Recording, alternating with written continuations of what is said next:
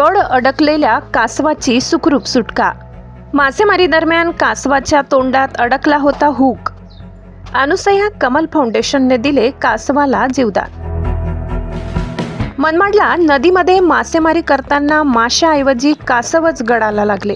Hook कासवाच्या तोंडात खोलवर अडकल्यामुळे गंभीर वेदनेने सैरावैरा पळणाऱ्या कासवाची अनुसया कमल फाउंडेशनचे शुभम दोंदे व रेस्क्यू टीमने सुखरूप सुटका केली।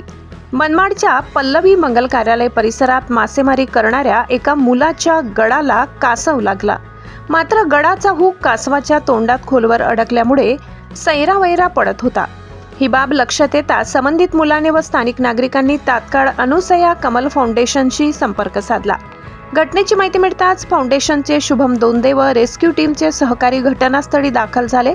त्यांनी अत्यंत काळजीपूर्वक आणि संयमाने कासवाच्या तोंडात अडकलेला हुक बाहेर काढला।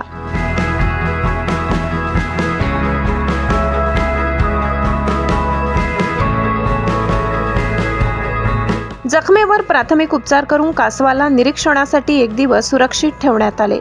वन विभागाला माहिती देण्यात आली असून त्यांच्या मार्गदर्शनाखाली कासवाचे त्याच्या नैसर्गिक अधिवासात सुरक्षित पुनर्वसन करण्यात येणार आहे, अशी माहिती देण्यात आली। अनुसया कमल फाउंडेशन तर्फे आजपर्यंत अनेक जखमी, आजारी व संकटात सापडलेल्या प्राणी पक्ष्यांचे यशस्वी रेस्क्यू करून त्यांना नवजीवन देण्याचे काम करीत आहे। शहरात किंवा परिसरात कोणताही जखमी, संकटात सापडलेला किंवा वन्य प्राणी आढळल्यास स्वतः हाताळण्याचा प्रयत्न करू नका। तात्काळ प्राणी कल्याण संस्था किंवा वन विभागाशी संपर्क साधण्याचे आवाहन करण्यात आले आहे।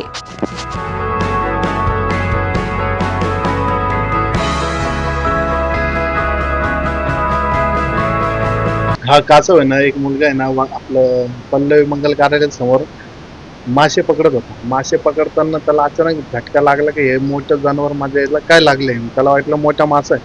त्याने अल्लात त्याला बाहेर घेतलं। बाहेर घेतल्याच्या नंतर कळलं की तो कासव होता। मग कासव त्यांनी बाहेर काढल्याच्या नंतर तो गळ त्याच्या तोंडाच्या आतमध्ये अटकला होता। मग अटकल्यानंतर त्याला ते काढता येत नव्हतं आणि त्या कासवाला वेदना होत असल्यामुळे तो इकडे तिकडे पळ काढत होता।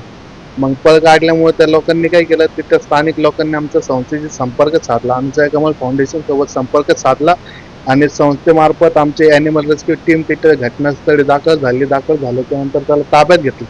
ताब्यात घेऊन ते अल्लात त्याच्या तोंडातून तो गळ बाहेर काढला आणि त्याला सुरक्षित घरी घेऊन आलो आणि एक दिवस त्याला क्वारंटाईन ठेवून, म्हणजे रात्री त्याला काही दुखापत होती किंवा नाही होती ते बघून आणि मग दुसऱ्या दिवशी वन विभागासोबत त्याला सोडण्यात येईल।